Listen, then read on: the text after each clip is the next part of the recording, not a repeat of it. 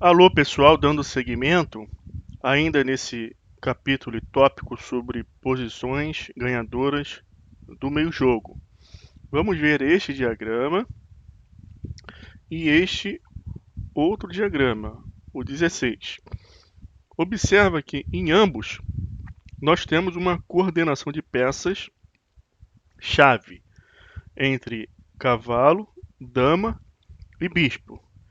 Bispo aponta para H7, a dama tem acesso à casa H5 e o cavalo acesso à casa G5. Isso é um padrão tático. Você percebendo esses modelos de padrões, você consegue realizar cálculos mais objetivos, mais direcionados. Observa esse outro aqui que ele é mais simples, tem menos peças.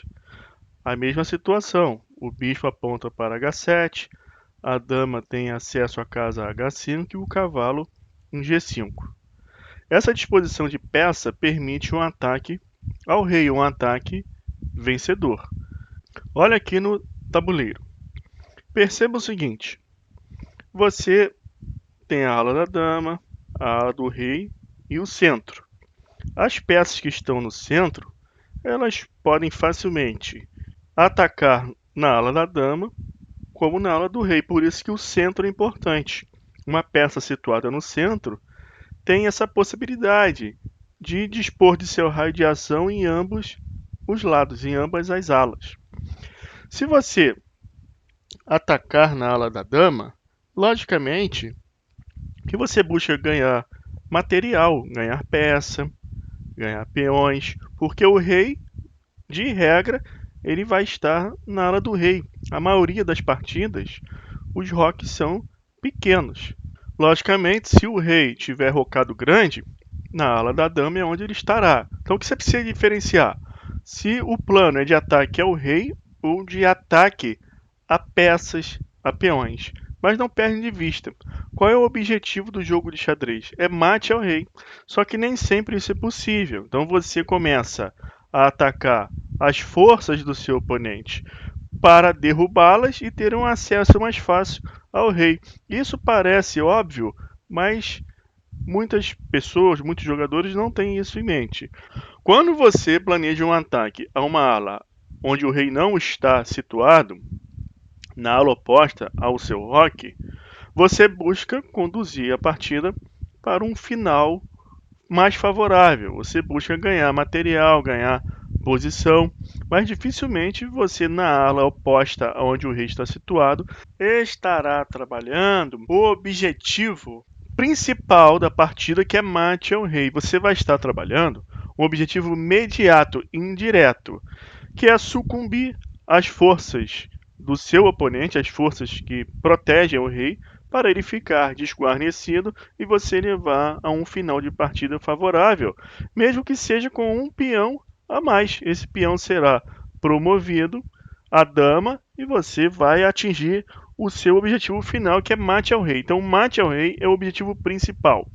Então, observa que esses padrões táticos, eles visam um mate direto ao rei, ou seja, você está operando o objetivo principal da partida, que é mate ao rei diretamente, e não o objetivo imediato, secundário, que é, por exemplo, um ataque na ala da dama. Isso é importante você perceber para planejar corretamente as suas jogadas, as suas operações no tabuleiro.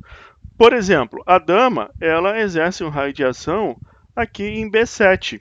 B7 está desprotegido.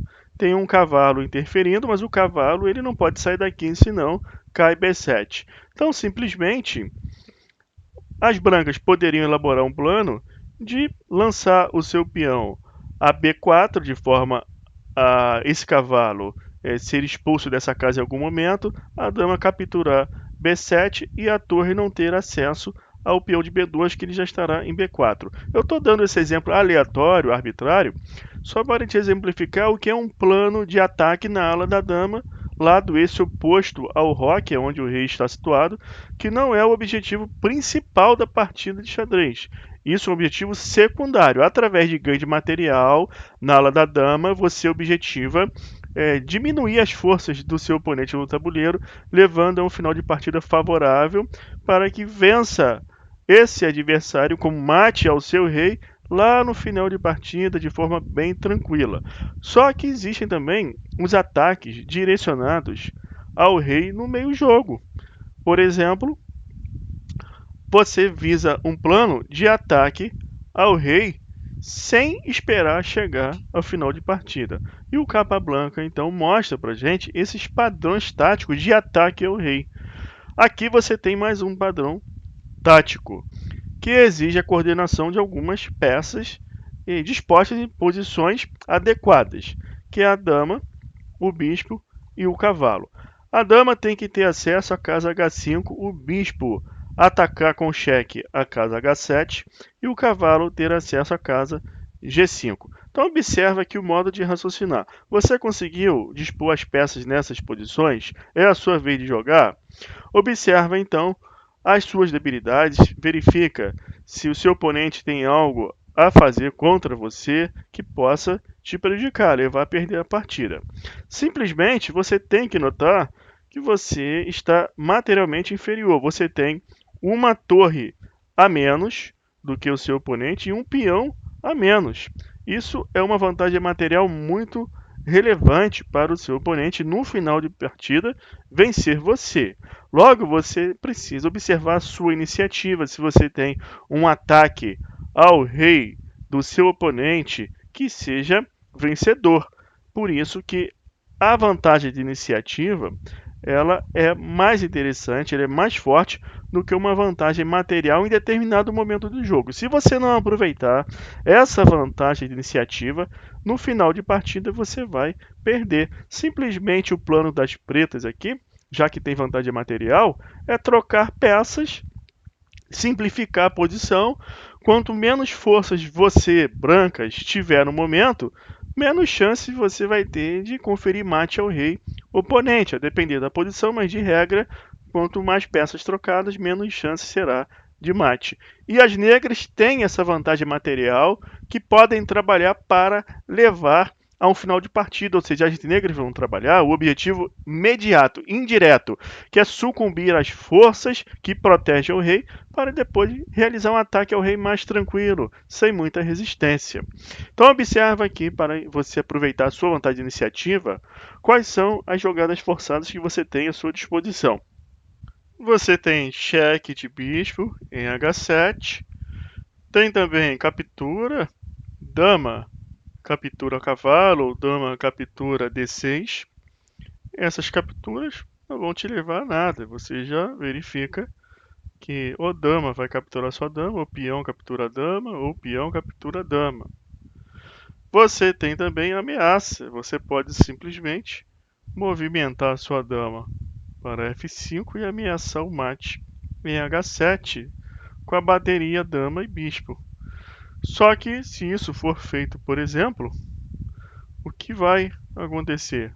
As negras têm que se defender e vão jogar simplesmente G6.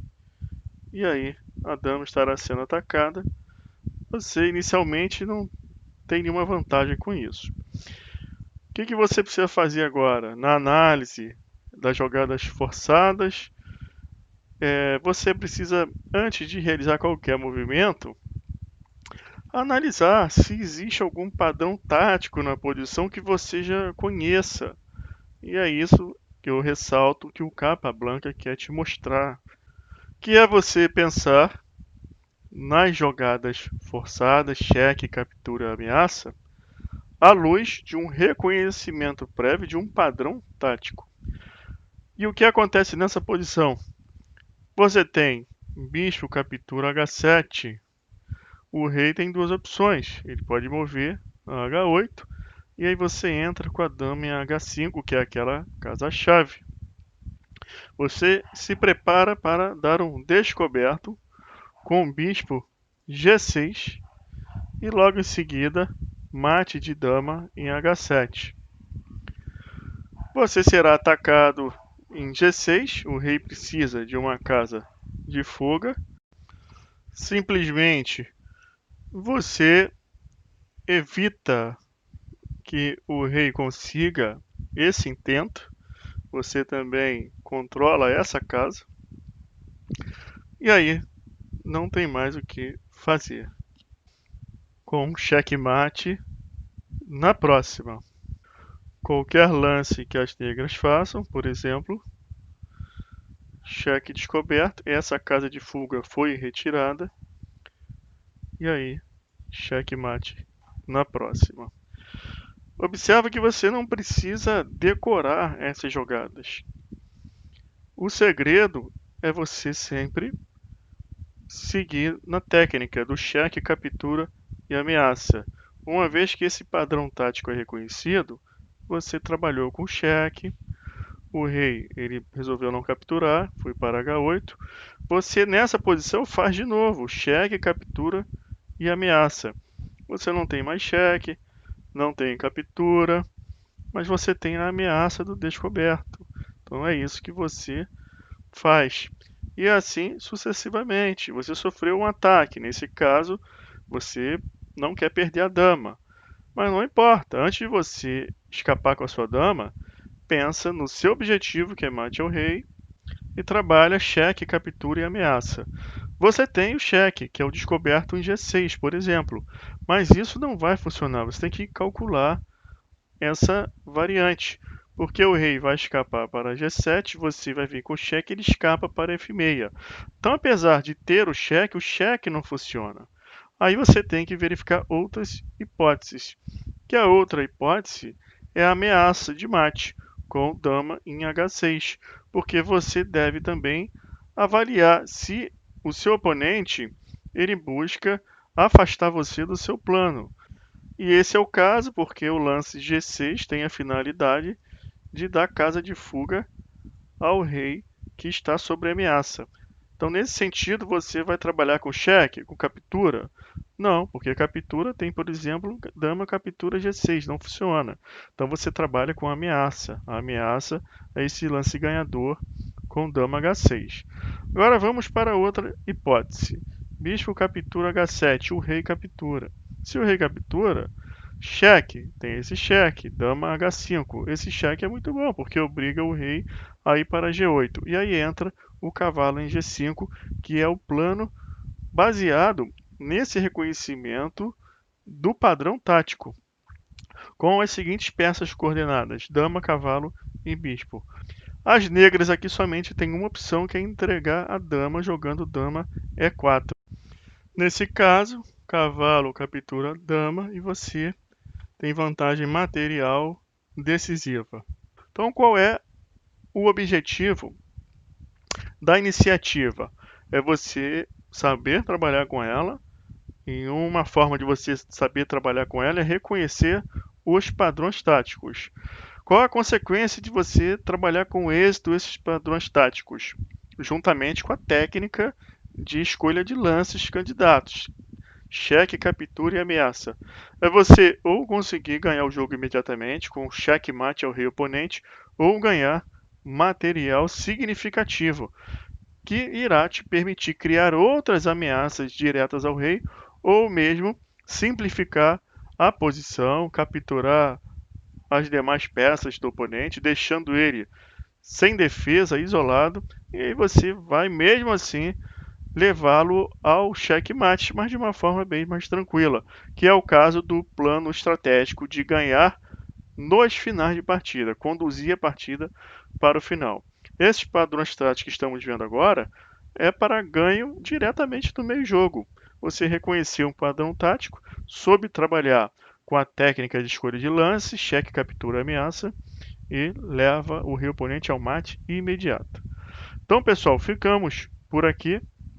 Vamos ver um próximo diagrama, também baseado nesse padrão tático, só que tem uma profundidade mais de cálculo. Então, eu vou querer ressaltar com vocês esse trabalho de cálculo, visualização e cálculo, que é onde iremos focar mais vendo o próximo diagrama, sem prejuízo de estar fazendo a repetição dessas ideias que trabalhamos nos diagramas anteriores, trazidos pelo Capablanca nesse capítulo, posições de meio jogo vencedoras. Tá ok? Então até lá, um abraço.